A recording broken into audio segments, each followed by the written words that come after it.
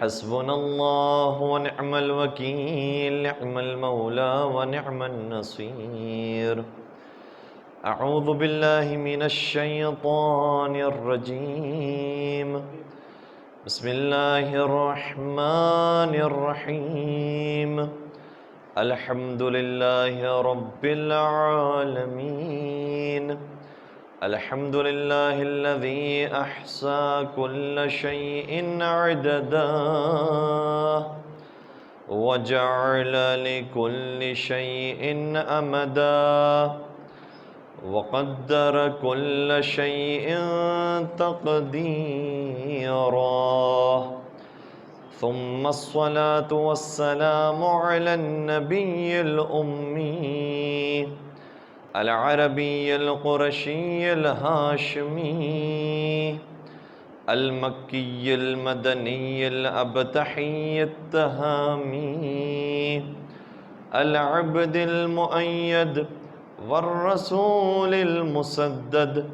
المصطفى الأمجد المحمود الأحمد حبيب إله العالمين أبي القاسم محمد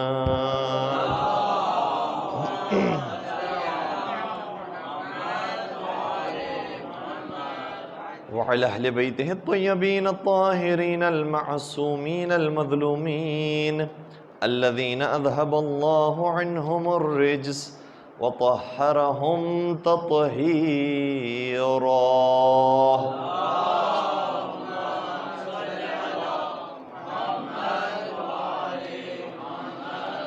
ولعنة الله على أعدائهم أجمعين. أما بعد فقد قال الله تبارك وتعالى في محكم كتابه المجيد وفرقانه الحميد. بسم الله الرحمن الرحيم. إن الذين اتقوا إذا مسهم طائف من الشيطان تذكروا فإذا هم مبصرون. درود بھیجیے محمد.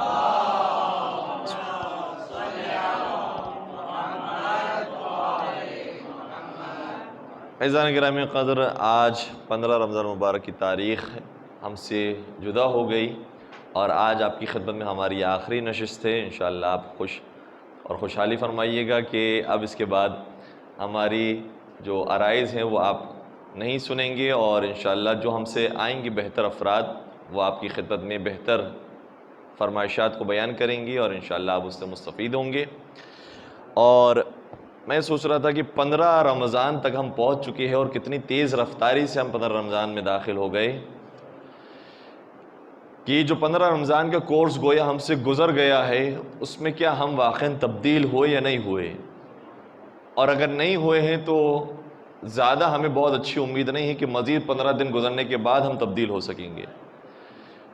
اگر کسی نے کوشش کی ہے اور ماشاءاللہ سے قرآن کریم کی تلاوت کرنا یا نماز شب کی عادت پیدا کرنا یا دیگر محرمات سے بچنا اور واجبات کو ادا کرنا، اگر یہ عادت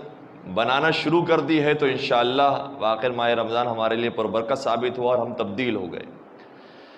اور اگر نہیں تو 15 دن گزر چکے ہیں، اب نہیں معلوم کہ مزید اور دن گزرنے کے بعد بھی ہم بہتری کی طرف جا پائیں گے یا نہیں جا پائیں گے. انشاءاللہ پروردگار سے امید رکھتے ہیں کہ ہمیں اور ہمارا شمار نیکوکاروں میں فرمائے اور نیکی کے راستے پر قدم آگے بڑھانے کی توفیق نصیب فرمائے. آج چونکہ سرکار حضرت امام حسن مجتبیٰ علیہ السلام کی ولادت بسعادت کی تاریخ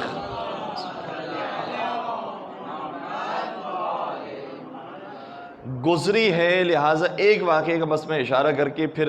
ایک نئے موضوع کی طرف آؤں گا. وہ مشہور واقعہ یقیناً آپ نے سنا ہوگا، لیکن جب انسان اس کو روایات میں دیکھتا ہے تو ایمان میں اور اضافہ ہوتا ہے کہ سرکار ابھی بہت چھوٹے ہیں، کم سنی کا عالم ہے، بظاہر بہت بچپنا ہے. نبی اکرم کی خدمت میں جاتے ہیں، نبی اکرم خطبہ بیان فرما رہے ہیں، اسی میں آیات بھی آتی ہیں، احادیث بیان ہوتی ہیں، خطبہ بیان ہو رہا ہے. جب پیغمبر پورا خطبہ مکمل کرتے ہیں تو بعین ہی یہی خطبہ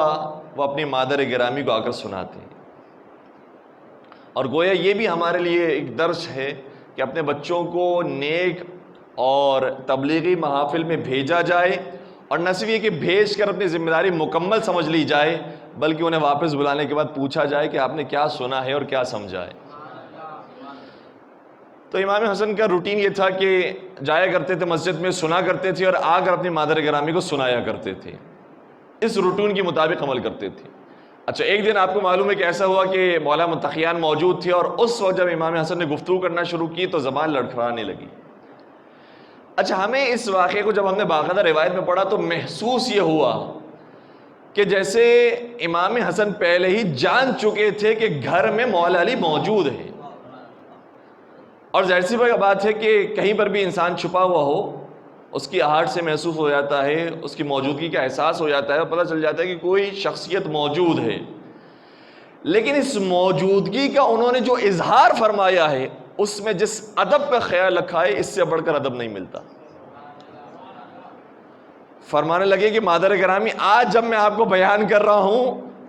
تو مجھے یہ محسوس ہو رہا ہے کہ کوئی مجھ سے بڑی شخصیت ہے جو مجھے دیکھ رہی ہے، اور مجھ سے بڑی شخصیت ہے جو مجھے سن رہی ہے۔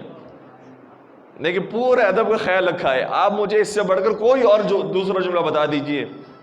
کہ اس کے بجائے شاید یہ کہہ دیتے تو زیادہ بہتر ہوتا، اس سے بہتر جملہ نظر نہیں آتا۔ ایک درود پڑھ دیجئے گا۔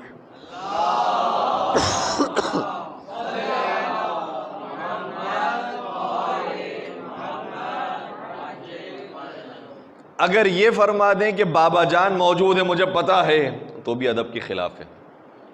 اگر یہ کہہ دیں کہ بابا جان آپ کہاں پر ہیں مجھے بتائیے، یا میں آپ کو دیکھ رہا ہوں آپ باہر آ جائیے، کوئی بھی دوسرا جملہ آپ تصور کر لیجئے، وہ سب ادب سے گرے ہوئے جملے ہیں۔ یہ جو اختیار کیا ہے میرے مولا نے انداز، کیا ہے مادر گرامی، جب میں آج آپ کو اپنا سبق سنا رہا ہوں تو مجھے یہ محسوس ہو رہا ہے کہ کوئی اور بڑی شخصیت ہے جو میرا سبق سن رہی ہے، جس سے پتہ چلتا ہے کہ پہلے ہی سے موجودگی کا اندازہ ہو گیا۔ اور اس کے بعد امام علی علیہ السلام باہر آئے اور اپنے بچے کو مبارکباد دی کہ اسی ادب کا خیال رکھا جاتا ہے، اور یہ ادب وہ ہے کہ جو آگے جا کر بھی ہمیں نظر آتا ہے کہ جب تک میرے مولا زندہ رہے، یعنی مولا متقیان جب تک حیات رہے، اس وقت تک کبھی امام حسن مجتبی علیہ السلام نے ان کے سامنے خطبہ بیان نہیں فرمایا، بلکہ کئی مرتبہ خود میرے مولا نے بھی کہا کہ اے حسن تم اب خطبہ بیان کرو، چونکہ کبھی کبھار مقرر تبدیل ہو جاتا ہے، خطیب تبدیل ہو جاتا ہے تو سامعین کی توجہ بڑھ جاتی ہے، کہا کہ اب اس کے بعد تم خطبہ بیان کرنا، یعنی خود مولا علی کا خطبہ مکمل ہو گیا، اب آپ خطبہ جاری کیجئے اور آپ خطبہ بیان کیجئے۔ تو امام حسن نے معذرت چاہی کہ اے پدر بزرگوار، آپ کے بعد میں جرأت نہیں کر سکتا کہ خطبہ بیان کروں۔ اور یہ ادب وہ ہے کہ جو خود مولا علی کے اندر بھی موجود ہے۔ ہم جو نہج البلاغہ پڑھتے ہیں، نہج البلاغہ کے جتنے بھی خطبات ہیں یہ اس زمانے کے ہیں جب پیغمبر اکرم اس دنیا میں موجود نہیں تھے۔ حیات رسول اکرم میں کبھی میرے مولا نے خطبہ بیان نہیں کیا ہے، رسول اکرم کے احترام کی وجہ سے، اور اس کے بعد ایسے خطبہ بیان کیے کہ ہمارے علماء نے نہیں تبصرہ لکھا ہے، خود برادران اہل سنت کے علماء نے تبصرہ لکھا ہے کہ جو کلام اور جو خطبہ میرے مولا کا ہے، حضرت علی کا ہے، وہ ایسا ہے کہ جو فوق کلام المخلوق و تحت کلام الخالق ہے۔ یہ خالق کے مقام سے تو نیچے نظر آتا ہے لیکن مخلوق کے مقام سے اوپر نظر آتا ہے۔ صلوات پڑھ دیجئے محمد و علیہ۔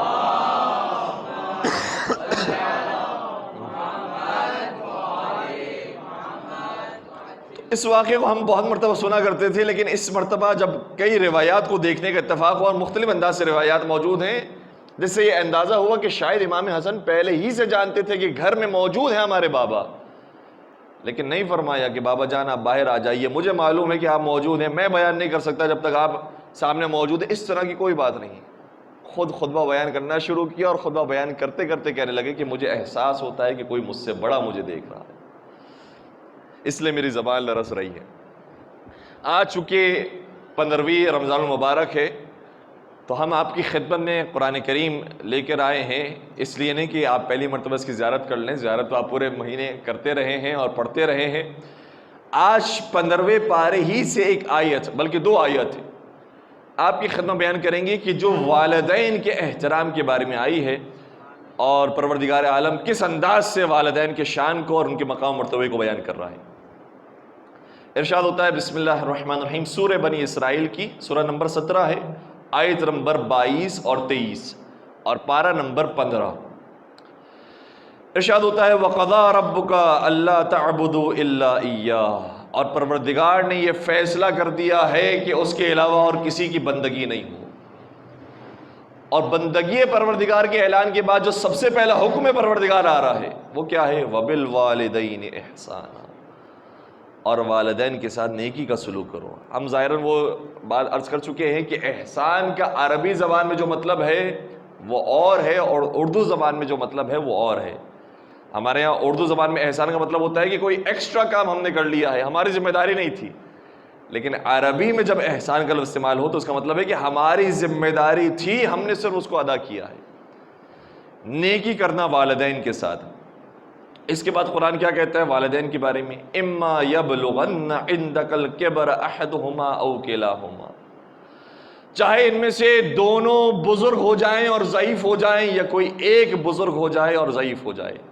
اور شاید یہ اشارہ ہے اس طرف کہ ہو سکتا ہے کہ تمہاری سگی ماں اس دنیا میں موجود نہ ہو، سوتیلی ماں ہو جو جوان ہیں، بزرگ نہیں ہیں، لیکن ان کے ساتھ بھی تمہیں نیکی کرنی ہے۔ اور یہ ہمیں نظر آتا ہے چوتھے سرکار حضرت امام زین العابدین علیہ السلام کی زندگی میں۔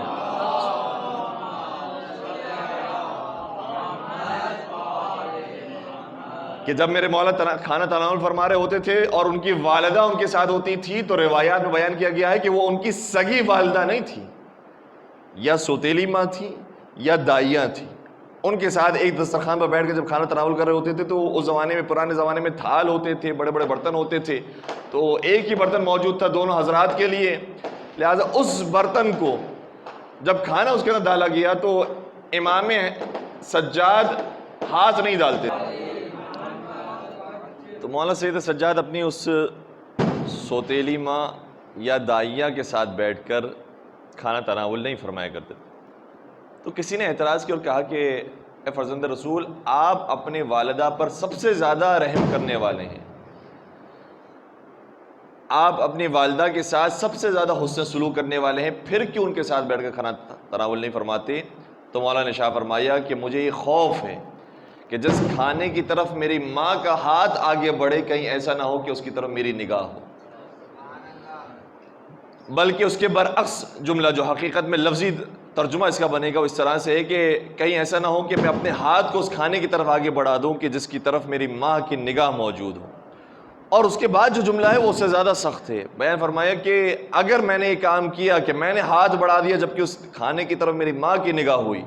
تو کہیں میرا شمار عقوق والدین میں نہ ہو جائے، میں عاق والدین میں شمار نہ کر دیا جاؤں۔ تو اس قدر احتیاط فرماتے تھے مولا سید سجاد، تو وہ کہ جس کی سگی ماں ہو، خونی ماں ہو، کہ جنہوں نے واقعاً پرورش کی ہو اور اس دنیا میں ہمارے آنے کی وجہ بنی ہو، سبب بنی ہو، تو ضروری ہے کہ ان کی خدمت کی جائے۔ اما یبلغن عندک الکبر احدہما او کلاہما، یا یہ دونوں بڑھاپے تک پہنچ جائیں یا کوئی ایک بڑھاپے تک پہنچ جائے، فلا تقل لہما اف، تو انہیں کبھی اف نہ کہنا۔ گویا اس نے بتا دیا، اور اس لفظ کے بارے میں خود مفسرین نے لکھا ہے، چھٹے سرکار حضرت امام جعفر صادق علیہ السلام یہ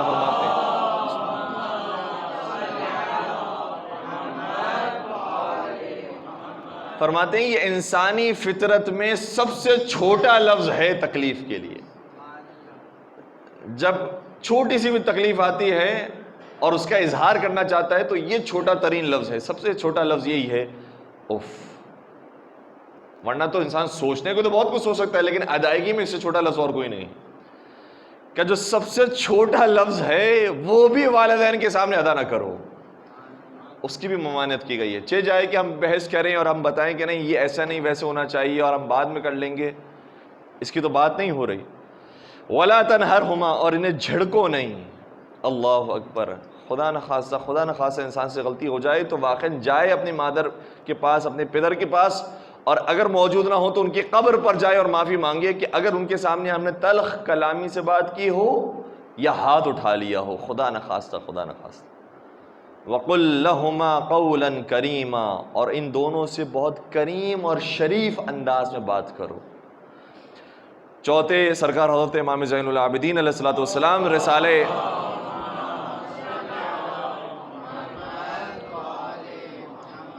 رسالہ حقوق کے اندر بھی اور صحیفہ سجادیہ کے اندر بھی یہ باقاعدہ دعا کا جملہ یہ ہے، اور بیان فرماتے ہیں مفہوم روایت یہ ہے کہ پروردگار مجھے اپنے والدین کا غلام بنا دے۔ جیسے ایک آقا ایک غلام کو اور ملازم کو حکم دیتا ہے، میری حیثیت میرے ماں باپ کے سامنے ایسی ہو کہ وہ پسند کریں کہ مجھے حکم دے اور میں ان کے کام انجام دوں۔ اور پھر ہم نے کچھ عرصہ پہلے آپ کی بیان بھی کیا تھا کہ جو والدین کی واقعی خدمت کرتا ہے اس کے لیے رزق و روزی کے دروازے کیسے کھلتے ہیں۔ انشاءاللہ مزید اور اس پر روشنی ڈالنے کی کوشش کریں گے۔ وَاخْفِضْ لَهُمَا جَنَاحَ الذُّلِّ مِنَ الرَّحْمَةِ، اور ان کے سامنے ذلت کے ساتھ اپنے پروں کو پھیلا دو، جھک جاؤ ان کے سامنے۔ وَقُلْ رَبِّ ارْحَمْهُمَا كَمَا رَبَّيَانِي صَغِيرًا، اور یہ دعا مانگو کہ جس طریقے سے انہوں نے بچپن میں تم پر رحم کھایا ہے، پروردگار میرے والدین پر رحم فرما۔ یہاں تک جو دو آیات تھی 15ویں سپارے کی وہ والدین کے بارے میں تھی، اور آج دل چاہتا ہے کہ میں اس موضوع پر بھی کچھ آپ کی خدمت میں کلام کروں کہ اگر والدین زندگی ان کی ختم ہو چکی اور اس دنیا سے جا چکے ہوں تو ہم کیسے انہیں شریک کر سکتے ہیں اپنے کاموں کے اندر، اپنے اعمال کے اندر، اور پھر ہم کیسے بر والدین میں شامل ہو سکتے ہیں۔ ایک بہت بڑے عالم دین، یقیناً آپ تمام نے ان کا نام سنا ہوگا، علامہ محمد حسین طباطبائی، تفسیر المیزان کے مفسر۔ اور یہ تفسیر ایسی ہے کہ جس کے بارے میں شیخ مطاری کہتے ہیں کہ میں نے شیعہ تفاسیر بھی پڑھی ہیں، سنی تفاسیر بھی پڑھی ہیں، لیکن تفسیر المیزان سے بہتر اور کوئی تفسیر نہیں پائی۔ اور واقعاً کمال کیا ہے انہوں نے اس تفسیر کے اندر، جس کو ہم کبھی کبھار کہتے ہیں اپنی ادبی زبان کے اندر شق القمر کیا ہے، یعنی واقعاً اپنے اعتبار سے چاند کے دو ٹکڑے کر دیے ہیں، معجزہ کر دیا ہے۔ ایسی بہترین تفسیر لکھی ہے، کیونکہ قرآن کریم کی تفسیر لکھنا اتنا آسان نہیں ہے۔ کچھ افراد وہ ہوتے ہیں کہ جو ادبی تفسیر لکھتے ہیں کہ یہاں پر یہ لفظ کیوں آیا ہے، وہ لفظ کیوں نہیں آیا۔ کچھ لوگ ہوتے ہیں جو اس کی روایتی تفسیر لکھتے ہیں کہ امام نے اس آیت کے بارے میں کیا فرمایا۔ لیکن کچھ لوگ ہوتے ہیں جو قرآن کی تفسیر خود قرآن کی آیتوں سے کرتے ہیں، جس کو کہا جاتا ہے تفسیر قرآن بے قرآن۔ قرآن ہی قرآن کی آیتوں کی تفسیر کرتا ہے۔ یہ مشکل ترین روش ہے، اور اس طرح تفسیر کرنے میں پریشانی کیا ہوتی ہے کہ جب انسان ایک آیت کی تفسیر کر رہا ہو تو اس کے ذہن میں پورا قرآن موجود ہونا چاہیے، تب وہ اس ایک آیت کا حق ادا کر سکے گا۔ اس طریقے سے انہوں نے تفسیر کی ہے، اور ہم نے شاید پہلے بھی آپ کی بیان کیا تھا کہ بہت سارے لوگ گزرے ہیں، اور حتیٰ مسلمانوں میں گزرے ہیں کہ جنہوں نے اس موضوع پر کتاب لکھی ہے، متضاد القرآن، قرآن میں متضاد باتیں۔ لیکن علامہ محمد حسین طباطبائی کے بارے میں ملتا ہے کہ نہ صرف یہ کہ انہوں نے قرآن کی جو ظاہری اختلافات تھی اور تضاد باتیں تھیں اس کو حل کیا ہے اور اس کو جمع کیا ہے، بلکہ انہوں نے قرآن کے بعد حدیث پر کام کرنا شروع کیا۔ اور حدیث میں بحار الانوار پر جب انہوں نے کام کیا ہے تو بحار الانوار کے بارے میں عام تاثر یہ ہے کہ اس کے اندر تو بہت ساری ضعیف حدیثیں موجود ہیں، لیکن ان کے شاگرد بھی بیان کرتے ہیں کہ ہم انتظار کرتے رہے کہ کون سا درس آئے گا جس پہ کہیں گے یہ حدیث ضعیف ہے، یہ حدیث جھوٹی ہے، یہ حدیث جعلی ہے۔ کئی عرصے تک ہم ان کے درس میں شریک ہوتے رہے، اور بحار الانوار کی کسی ایک حدیث کے بارے میں بھی انہوں نے نہیں کہا کہ یہ ضعیف ہے۔ کیا مطلب؟ یعنی انہوں نے روایات کو جمع کیا ہے اور اس کو حل کیا ہے کہ اگر اس روایت میں یہ کہا جا رہا ہے کہ وہ چیز کرنا حرام ہے، دوسرے میں کہا جا رہا ہے کہ یہ چیز کرو جائز ہے یہ، تو وہاں جائز کیوں کہا جا رہا ہے یا حرام کیوں کہا جا رہا ہے؟ اس کے پیچھے ایک بیک گراؤنڈ موجود ہے۔ اس طرح سے انہوں نے روایات کو حل کیا ہے، اور قرآن پر تو ان کا کام بڑا عالیشان۔ انہوں نے تفسیر لکھی المیزان کے نام سے، اور جیسے ہی یہ تفسیر لکھی مشہور ہو گئی، ان کی زندگی میں مشہور ہو گئی۔ جیسے بہت سارے علماء کرام کے کام ہیں، شیخ عباس قمی کا کام اسی طریقے سے ہے، مفات الجنان لکھی اور زندگی میں مشہور ہو گئی۔ اسی لیے جب شیخ عباس قمی اپنے وقت آخر انہوں نے کہا کہ میں مولا رضا کی زیارت پر نہیں جا رہا ہوں، میری طرف سے ایک زیارت پڑھ دینا، اور روتے روتے جملہ ادا کیا، تو اس زائر نے کہا کہ آپ پریشان نہ ہوں، ہر ایک زائر کے بغل میں شیخ عباس قمی موجود ہوگا، اور وہ آپ ہی کی کتاب سے زیارت پڑھیں گے، تو آپ کی ویسے ہی زیارت ہو جائے گی۔ تو کچھ علماء ایسے ہوتے ہیں کہ جن کو اپنی زندگی میں پذیرائی مل جاتی ہے۔ علامہ محمد حسین طباطبائی نے المیزان لکھی۔ جب انہوں نے یہ کتاب لکھ دی تو ان کے بھائی علامہ محمد حسن طباطبائی محمد حسن الہی طباطبائی جو تبریز میں اس وقت موجود تھے، یہ قم میں تھے، وہ تبریز میں تھے، اور تقریباً دونوں کے درمیان 700-800 کلومیٹر کا فاصلہ ہے۔ انہوں نے جب یہ تفسیر مکمل کی، ابھی بہت زیادہ لوگوں کو اطلاع نہیں دی تھی، یہاں تک کہ محمد حسن طباطبائی کا خط آیا کہ آپ نے تفسیر مکمل کر لی ہے، لیکن اس تفسیر کا ثواب آپ نے بابا جان کو ہدیہ نہیں کیا۔ محمد حسین طباطبائی پریشان ہو گئے، یہ تمہیں کیسے پتا چلا کہ میں نے کیا کیا ہے اور کیا نہیں کیا؟ اور پھر جستجو کی، تفحص کیا کہ آخر ماجرا کیا، تمہیں کیسے اس کا علم ہوا؟ تو انہوں نے خط کے اندر پوری تفصیل لکھی تھی کہ میرا ایک شاگرد ہے، اور شاگرد کی خصوصیات میں سے خصوصیت یہ ہے کہ وہ ارواح کے ساتھ ارتباط قائم کرتا ہے۔ جب میرے پاس وہ درس فلسفہ پڑھنے کے لیے آیا تھا تو اس نے ارسطو کی روح کو بلایا تھا اور اس سے سوال کیا تھا کہ میں فلسفہ پڑھنا چاہتا ہوں تو کس کے پاس پڑھوں اور کون سی کتاب پڑھوں؟ تو جناب ارسطو نے جواب دیا تھا کہ آج کے دور کی، تمہارے دور کی بہترین کتاب ملا صدرہ کی اسفار اربعہ ہے، اس کتاب کو علامہ محمد حسن الہی طباطبائی کے پاس جا کر پڑھو، وہ اس کتاب کا صحیح حق ادا کر سکتے۔ تو اس لیے اے استاد میں آپ کے پاس آیا ہوں کیونکہ ارسطو نے مجھے آپ کے پاس بھیجا ہے۔ اس طرح سے جب وہ پہنچ گئے، ان کو ظاہر سی بات ہے کہ کسی کو بھی یقین نہیں آتا، انہوں نے کہا کہ بلاؤ پھر اور بھی ارواح کو بلاؤ، ہم ذرا دیکھیں کس کس کی روح کو تم بلا سکتے ہو۔ تو کبھی علامہ ہلی کی روح کو بلایا گیا، کبھی علامہ مجلسی کی روح کو بلایا گیا، کبھی شیخ مفید کی روح کو، اور بڑے بڑے بزرگان کی روح سے اس طرح سے ارتباط قائم کرتے۔ اور ظاہر سی بات ہے کہ ہر ایک کی روح فوراً سے حاضر نہیں ہوتی تھی، کچھ اس کے اندر عملیات کرنے پڑتے تھے، اعمال کرنے پڑتے تھے، اور اس کے بعد وہ روح حاضر ہوتی تھی۔ تو کہتے ہیں کہ دو علماء کرام ہیں کہ جب ان کی ارواح کو بلایا گیا تو انہوں نے شکایت کی، انہوں نے کہا کہ خبردار اب آئندہ ہمیں نہ بلانا۔ یہ کون سے دو بزرگان تھے؟ سید ابن طاؤس اور علامہ مہدی بیر العلوم۔ ان دونوں نے کہا کہ ہمیں اب دوبارہ سے زحمت نہ دینا، کیونکہ ہم خدمت امیر المومنین حضرت علی ابن ابی طالب صلی اللہ علیہ وسلم میں ہوتے ہیں،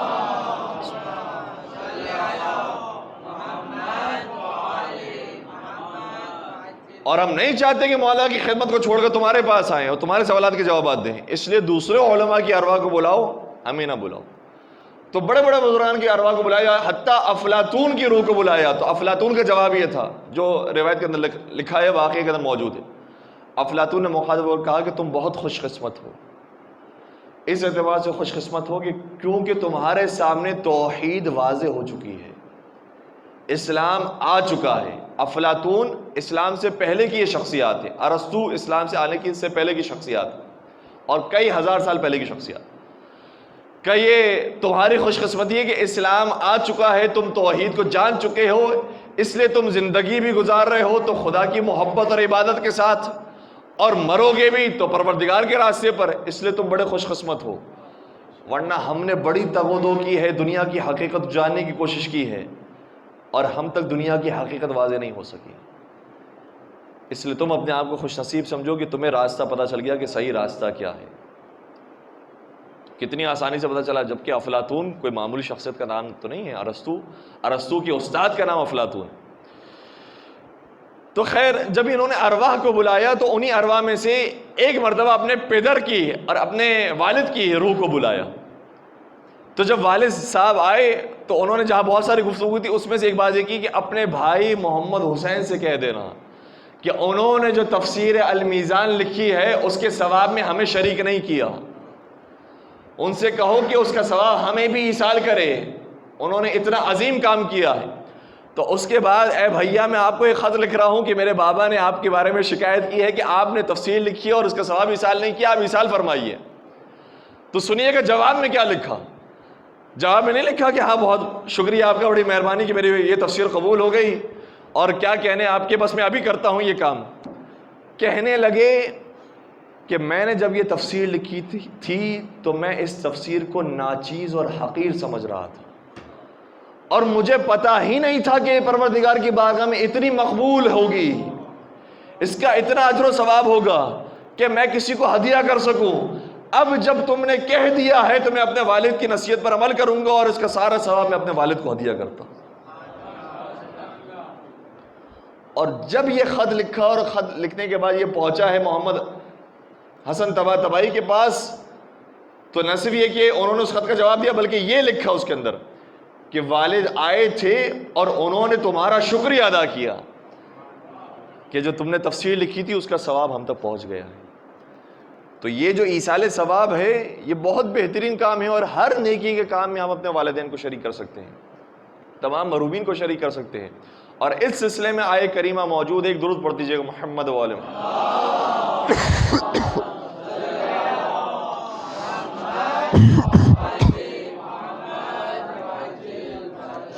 ایک اور درود پڑھ دیجئے گا محمد۔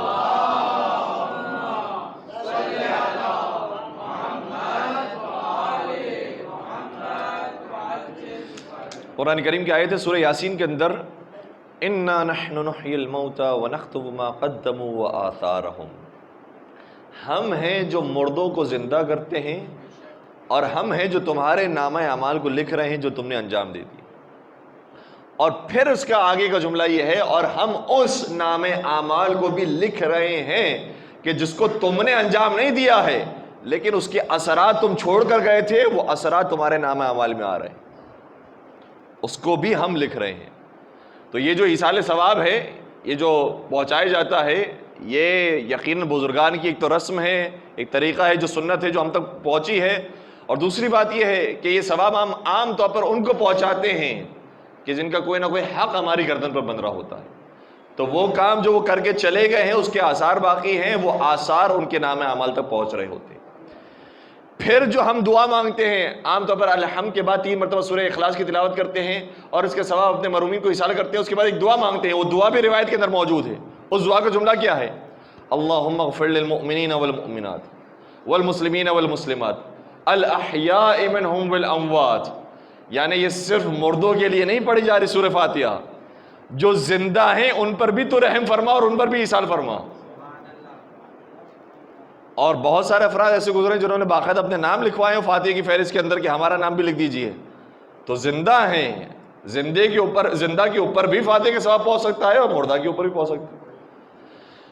آگے کا جملہ کیا ہے؟ تابع بیننا وبینہم بالخیرات،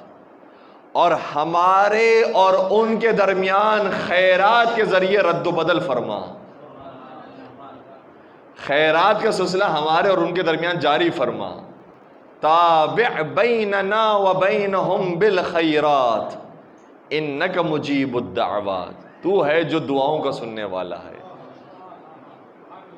تو یہ سلسلہ منقطع نہیں ہوتا ہمارے یہاں، ایصال ثواب کا سلسلہ جاری رہتا ہے، اور نہ صرف یہ کہ اس سے مردوں کو فائدہ ہوتا ہے بلکہ پڑھنے والے کو فائدہ ہوتا ہے۔ بعض روایت کا جملہ یہ ہے کہ جو شخص دوسروں کے لیے دعا کرتا ہے تو آسمان کے 2 لاکھ فرشتے اس شخص کے لیے دعا کرتے ہیں۔ یہ ایک دعا دوسرے کے حق میں کر رہا ہے، سمجھ رہا ہے کہ دوسرے کا کام ہو رہا ہے، اس کا کام تو ہو رہا ہے، ہمارا کام بھی ساتھ ساتھ ہو رہا ہے۔ اور اسی طرح سے وہ روایت بھی ہم نے ظاہراً آپ کی خدمت پیش کی تھی، لیکن ایک جملہ اس کا رہ گیا تھا کہ کبھی کبھار ایک صدقہ ہوتا ہے اس کا 10 ثواب ملتا ہے، کبھی اس کے 70 ثواب ملتے ہیں، کبھی 700، کبھی 70,000، کبھی 1 لاکھ۔ تو اس میں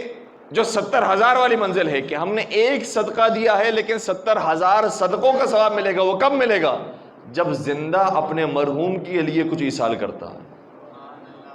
جب ان کے لیے صدقہ نکالتا ہے تو وہ ایک نکالتا ہے، 70,000 صدقات کا ثواب اسے ملتا ہے۔ تو یہ ہمارے ہاں سلسلہ منقطع نہیں ہوتا، یہ سلسلہ جاری رہتا ہے۔ تو اس لیے اگر دنیا میں نہیں ہیں والدین تو ان کی قبر پر جائیں، فاتحہ خوانی پڑھیں، اور ہم جب جاتے ہیں ان کی قبر پر تو اس چیز کو بھی محسوس کرتے ہیں۔ میرے اور آپ کے چوتھے سرکار حضرت امام زین العابدین علیہ الصلوۃ والسلام شاہ فرماتے ہیں،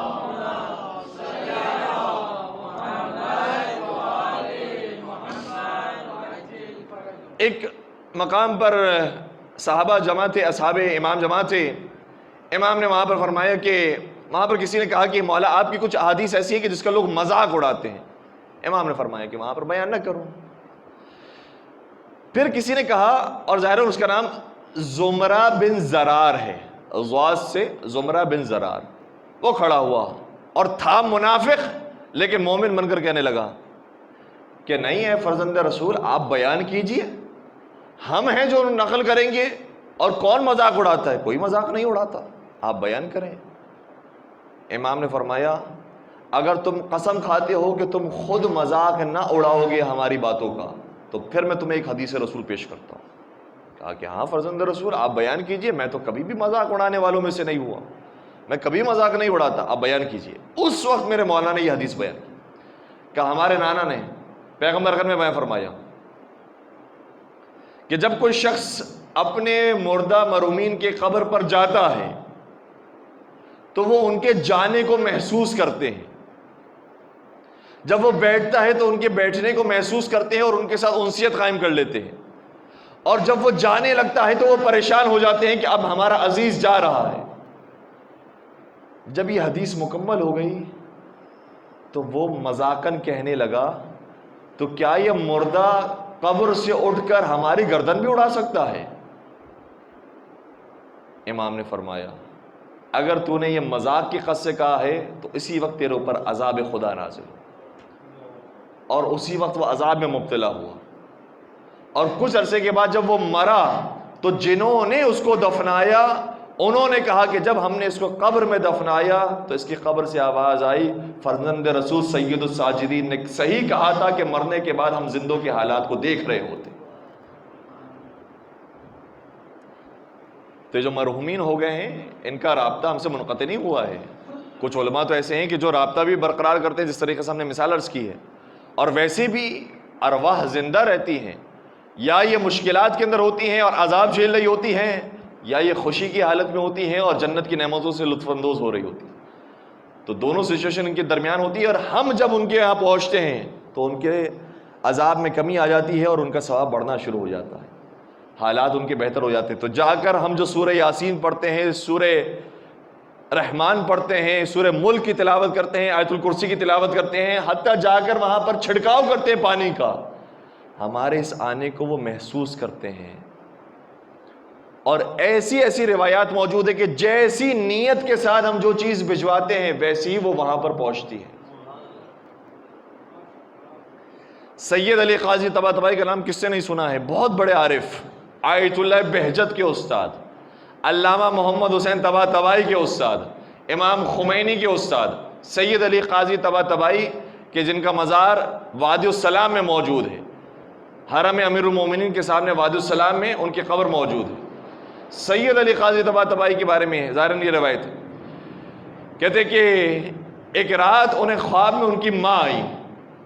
اور کہا کہ کل رات بہو نے جو ہمارے پاس صدقہ بھجوایا ہے وہ اس طرح سے بھجوایا کہ سارے قبرستان میں میرا مذاق اڑایا گیا۔ اس طرح کا انہوں نے خواب دیکھا۔ اب ان کو معلوم نہیں تھا کہ کیا بھجوایا گیا ہے، کیا ہوا ہے۔ بیدار ہوئے خواب سے اور اپنی بیوی سے سوال کیا کہ بھئی کیا بھجوایا تھا تم نے میری ماں کے لیے؟ اور یہ بھی ماشاءاللہ سے علماء کا گھرانہ ہے اور مومن کے گھرانے کے اندر یہ چیز عام ہونی چاہیے کہ کبھی بہو ساس کے لیے کچھ خدمت کرے اور کبھی ساس بہو کو کوئی دعا دے۔ یہ ماحول ہونا چاہیے جو علماء کرام کے گھرانے کا ماحول ہے۔ ماں نے کہا کہ مجھے میرے لیے بھجوایا ہے، لیکن جو چیز بھجوائی ہے اسے میرا مذاق اڑ گیا پورے قبرستان۔ بیوی سوال کیا کہ بھائی تم نے کیا بھجوایا تھا؟ کہا کہ کچھ نہیں، کوئی خاص چیز نہیں، میں نے تو جو پکایا تھا وہی میں نے سائل کو دیا تھا اور نیت کی تھی کہ اس کا ثواب آپ کی مادر گرامی تک پہنچ جائے۔ تو کہا پتہ نہیں پھر کیوں انہوں نے کہا کہ مذاق اڑایا۔ کہا شاید اس وجہ سے ہو کہ جب میں کھانا بھر رہی تھی تو میرے پاس کوئی صحیح مناسب ظرف موجود نہیں تھا، کوئی ڈش موجود نہیں تھی،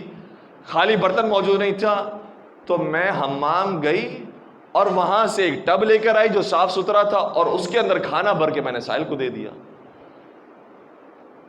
تو پھر سمجھ میں آیا کہ جو ٹب کے ساتھ کھانا گیا ہے تو ویسے ہی کھانا ان کی ماں تک پہنچا، اور ان تک پہنچنے کے بعد قبرستان والوں نے مذاق اڑایا کہ آج تمہاری بہو نے ٹب کے اندر کھانا بھجوایا تمہارے لیے۔ تو کھانا جس طرح سے بھجوایا گیا، جس نیت کے ساتھ بھجوایا گیا، ویسے ہی حالت میں وہاں پہنچتا۔ ورنہ روزانہ صدقہ کیا کرتی تھی، وہ روزانہ دیا کرتی تھی سائل کو، لیکن کبھی نہیں آئی شکایت کرنے کے لیے۔ جب شکایت کرنے کا وقت آیا تو کب آیا؟ کہا کہ اب جس طرح سے بھجوایا ہے وہ ایسی کنڈیشن تھی کہ قبر والوں نے میرا مذاق اڑایا۔ تو جس نیت کے ساتھ، جس کیفیت کے ساتھ انسان یہ نیکی کر رہا ہوتا ہے اور اس کا ثواب وصال کر رہا ہوتا ہے، ویسے ہی وہاں پر پہنچتا ہے۔ تو کبھی کبھار انسان یہ مجبوراً کام کر رہا ہوتا ہے کہ سویم کی مجلس رکھ لی، خدا نہ خواستہ سویم کی مجلس، خدا نہ خواستہ نہیں، مجبوراً خدا نہ خواستہ، یا چالیسے کی مجلس مجبوراً خدا نہ خواستہ رکھ لی، یا برسی کی مجلس، تو یہ مجبوری کی کیفیت اور جو ہماری نیت ہے یہ بھی پہنچ رہی ہوتی ہے ہمارے مرحوم تک، کہ میرے بیٹے نے میری خوشی کی خاطر نہیں کیا ہے، اپنی عزت بچانے کے لیے کیا ہے، میری اولاد نے ہم تک ایصال ثواب پہنچانے کے لیے نہیں کیا ہے، اپنے مقام اور اسٹیٹس کو بچانے کے لیے کام کیا۔ تو جس نیت کے ساتھ انسان نے مرحومین کے لیے کام کیا ہوتا ہے، اسی نیت کے ساتھ وہ اعمال پہنچتے ہیں۔ ایک درود پڑھ دیجئے محمد و آل محمد۔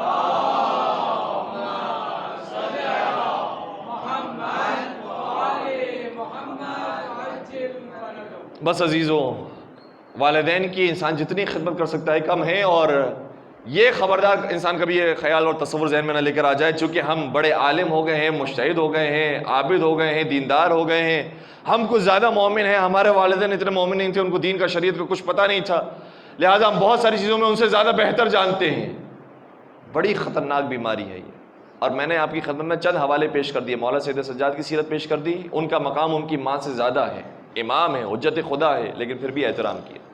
پیغمبر اکرم کا واقعہ میں پیش کر چکا کہ پیغمبر اکرم سے بڑھ کر اور کوئی شخصیت نہیں، لیکن وہ بھی اپنی ماں کی خدمت میں ایسے ہی جاتے تھے جیسے ایک عام بچہ اپنی ماں کے پاس جاتا۔ اور اسی طرح سے اس کے برخلاف مثال بھی ہمارے سامنے موجود ہے۔ ایک شخص تھا جس کا انتقال ہوا، آیت اللہ سید جمال الدین گلپیگانی کہتے ہیں کہ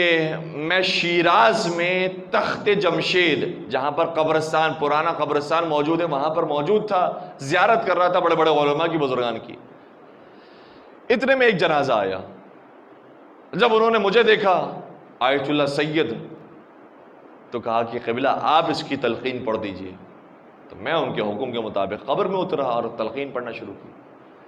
جب میں نے تلقین پڑھی تو چونکہ برزخی آنکھ رکھتے تھے، باطن کو جانتے تھے، تو جیسے جیسے میں نے تلقین پڑھنا شروع کی ویسے ویسے وہ کہنے لگا کہ لا لا، میں نہیں مانتا اس کو، میں نہیں مانتا۔ جب میں نے کہا اسمع افہم یا فلان ابن فلان، سمجھو اور سنو، اور اس کے ساتھ ساتھ ہم سب کو سنانے کے لیے وہ حقیقت میں عقائد دہرائے جا رہے ہوتے ہیں، تو اس وقت جب میں نے کہا کہ سنو اور سمجھو، تو اس نے کہا کہ ما فہمتو، میں کچھ نہیں سمجھ رہا اور میں کچھ نہیں سن رہا۔ اور پھر کہتے ہیں کہ میں نے دیکھا کہ ان کی قبر میں چھوٹے چھوٹے شیطان ہیں جنہوں نے جکڑا ہوا ہے اس کو کہ اس کی عاقبت خراب کر کے چھوڑے۔ اب میں ڈر گیا، یہ کون سا کتنا بڑا گنہگار ہے کہ جو قبر میں لایا گیا اور مجھے کہا گیا کہ اس کی تلقین پڑھنی ہے، لیکن اس کی عزت بھی بچانی تھی، لہٰذا تلقین پڑھتے رہے۔ پوری تلقین جب ہو چکی تو باہر آئے اور دیکھ رہے تھے کہ ان کے ماں باپ کہاں پر ہیں۔ ماں کی حالت تو ایسی تھی کہ اتنا رو رہی تھی کہ اس سے گفتگو کرنا محال تھا، گفتگو نہیں ہو سکتی تھی۔ باپ لیکن کچھ سنبھلا ہوا تھا، صبر کیا ہوا تھا، لہٰذا باپ کے پاس گئے کہ کچھ دیر آپ سے بات کرنی ہے۔ اکیلے میں جا کر باپ سے کہا کہ کون تھا کہ جس کو آپ دفنانے کے لے کر آئے؟ کہا یہ تو بہت بڑا عالم دین ہے، یہ تو حجت الاسلام والمسلمین ہے، یہ مولانا ہے، یہ علامہ ہے۔ اچھا، پھر ان کو حقیقت بیان کرنا پڑے کہ بہرحال ابھی بہت آخری مرحلہ ہے، اگر قبر بند ہو گئی تو اس کی تو قبر کے اندر جو فشار قبر ہے اور وہ جو آگے کے مراحل بڑے سخت ہوں گے۔ کہا دیکھو سچی بات یہ ہے کہ جب میں اسے تلقین دے رہا تھا تو باقاعدہ اس نے کہا ہے کہ لا ماں، میں نہیں جانتا، مجھے کسی چیز کا کوئی عقیدہ نہیں ہے، اس لیے مجھے تو لگتا ہے کہ یہ آگے جا کر جہنم میں جانے والا ہے، اگر آپ اس کے لیے کچھ کر سکتے تو کیجیے، اگر اس کا کوئی حق، کسی کا کوئی حق اس کی گردن پر باقی ہے تو اس کو جلدی سے ادا کروائیے۔ کہا کہ نہیں ہے، ماشاءاللہ خود عالم دین تھے، خود زیادہ بہتر شریعت کو جانتے ہیں، انہوں نے جو کیا ہوگا وہ ٹھیک کیا ہوگا، اب نہیں معلوم کہ ایسا کیوں ہے۔ تو کہا پھر یہ بتائیے کہ ان کی ماں ان سے راضی ہے؟ کہا کہ ہاں وہ بھی راضی ہے۔ کہا آپ راضی ہیں؟ کہا ہاں الحمدللہ میں بھی راضی ہوں۔ جب انہوں نے اس انداز سے جواب دیا تو سمجھ گئے کہ شاید کوئی کدورت ہے ان کے اولاد کے ساتھ، اور کہا کہ آپ یہ بتائیں کہ کیا سچے دل سے محبت کے ساتھ آپ اپنے بیٹے سے راضی ہیں؟ تو کہا کہ بس میں کیا بتاؤں، ایک درد تھا جو مجھے ساری زندگی رہا۔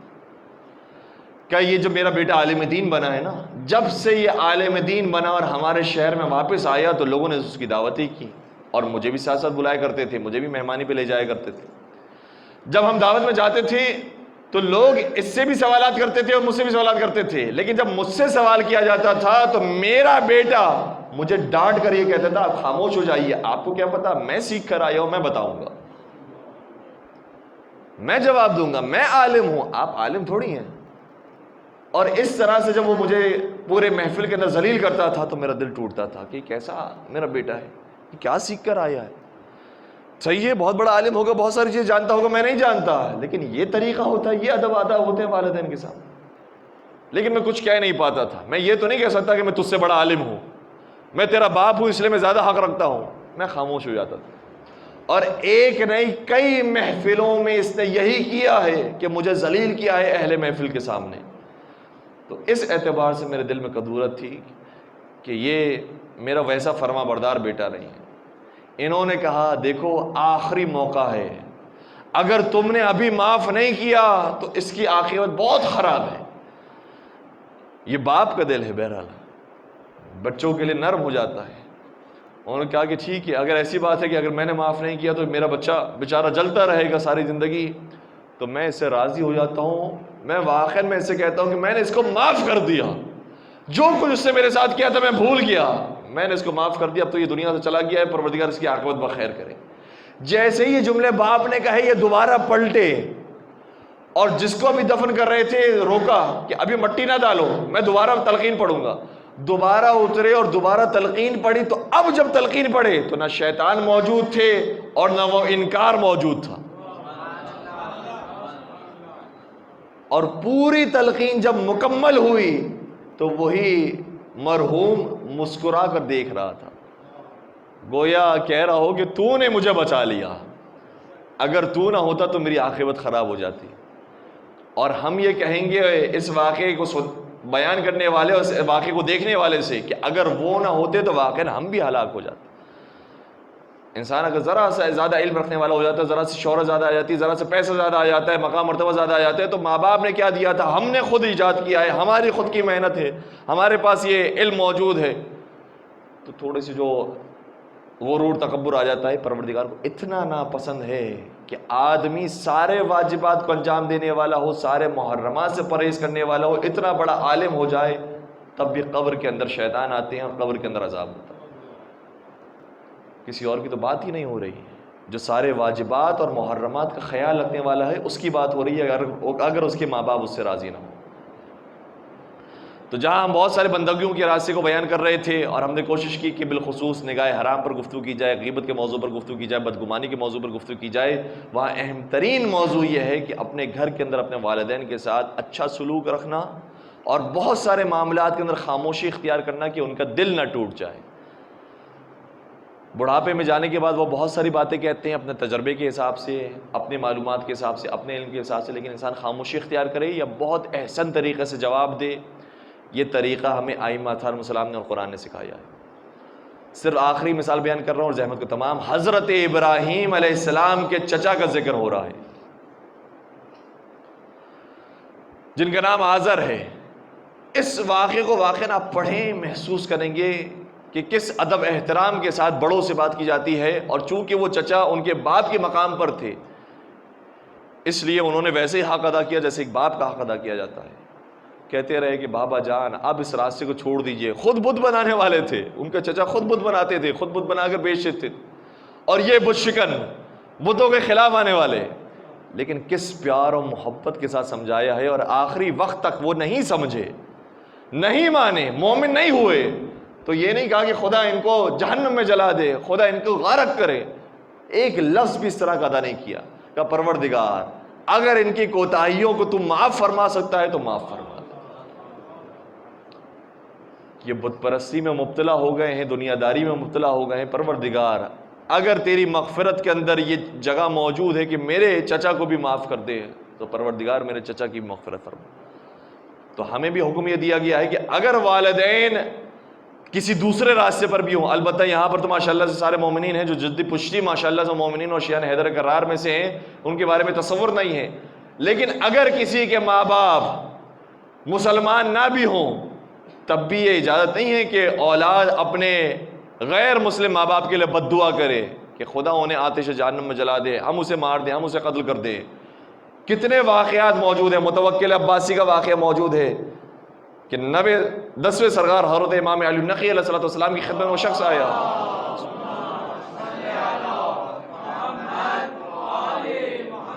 اور کہا کہ کیا مولا آپ اجازت دیتے ہیں میں اپنے باپ کو قتل کر دوں؟ کہا یہ اجازت سب کے لیے ہے لیکن تیرے لیے نہیں ہے، کیونکہ اس کا قتل صحیح ہے، واجب القتل ہو چکا ہے۔ مولا علی کی شان میں غصائی کرنے والا، حضرت زہرا کی شان میں غصائی کرنے والا، مولا حسین کی قبر کو ڈھانے والا، شیعہ حیدر کرار کو ذبح کرنے والا، ان کے خون سے اپنی عمارتیں قائم کرنے والا متوکل عباسی واقعا اتنا برا، بلکہ خود اس کا ایک جملہ میں آپ کی بیان کروں تو اندازہ ہوگا کہ کیسا شخص ہے۔ کہتا ہے یا لیتنی کنت مع الیزید، ہم سب کہتے ہیں کہ ہم کاش کربلا میں ہوتے تو مولا حسین پر اپنی جان کو قربان کرتے، یہ ملعون کہتا تھا کہ کاش میں بھی کربلا میں ہوتا تو یزید کا ساتھ دیتا۔ اتنا بڑا ملعون نواسے رسول کو قتل کرنے والوں میں تمنا کر رہا ہے کہ میرا بھی نام آتا۔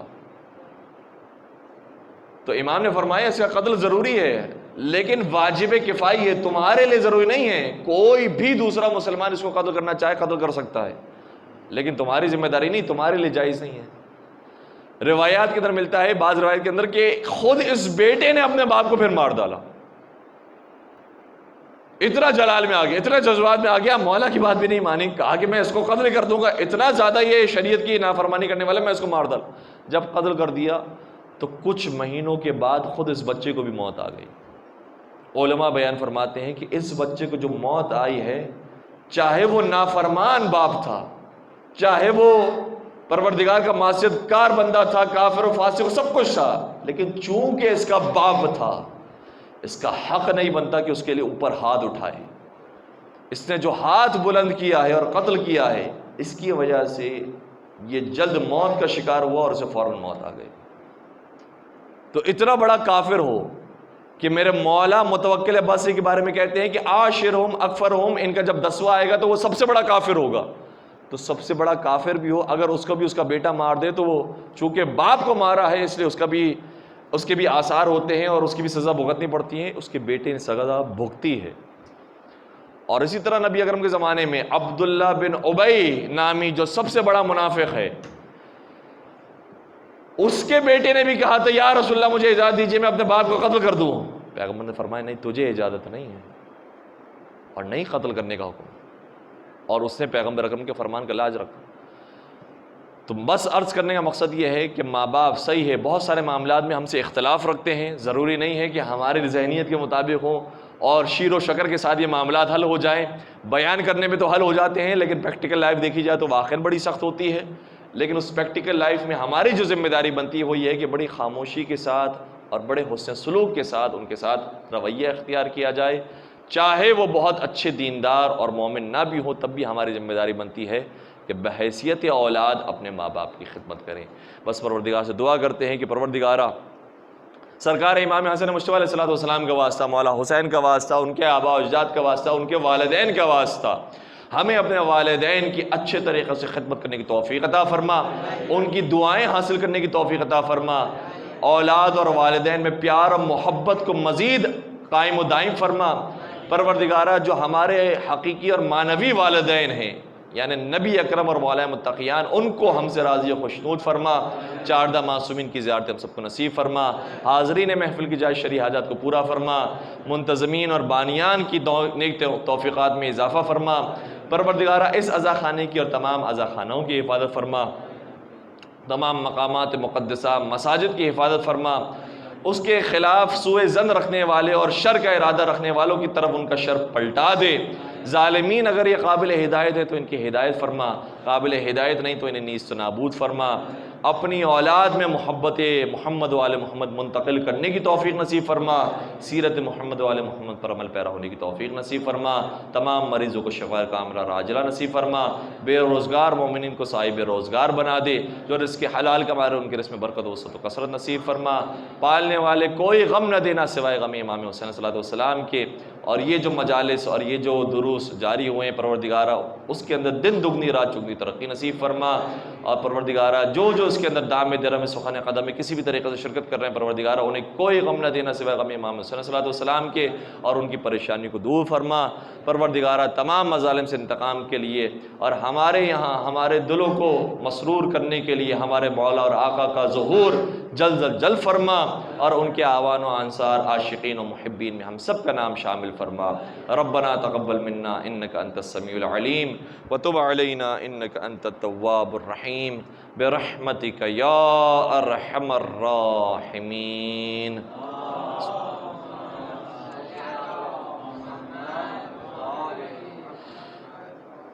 سورہ فاتحہ اور دعائے صحت کے اعلان سے قبل اپنی جانب سے بھی ہم اعلان کر دیں، آپ تمام کا بہت شکریہ، منتظمین کا بہت شکریہ کہ جنہوں نے مدعو کیا، اور ہم سے کوئی کوتاہی ہو گئی ہو، کسی کا دل دکھا ہو تو ہم اس سے پیش کی معذرت کرتے ہیں، انشاءاللہ آپ اپنی دعائے خیر میں ہمیں یاد رکھیں گے۔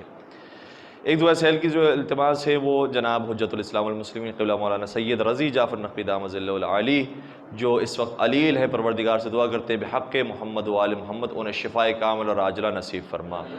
ایک سورہ فاتحہ کی درخواست سے مرحوم آیت اللہ خوئی اور آیت اللہ خمینی، دیگر مراجعین عظام آغا سید محمد علی حسینی، شہید ڈاکٹر عباس حیدر، سید مہدی حسن، مرحوم سید پرویز رضوی، سید اصغر حسین اکبری، مرحوم انوار الحسن، مرحومہ ولی النساء، مرحومہ راضیہ خاتون، مرحوم محمد اکبر حسین، مرحومہ جہان ممتاز جہاں بنت قمر الحسن، حاضرین کے مرحومین و مرحومات اور کل مومن و مومنات کے لیے رحم اللہ من قرأ الفاتحہ۔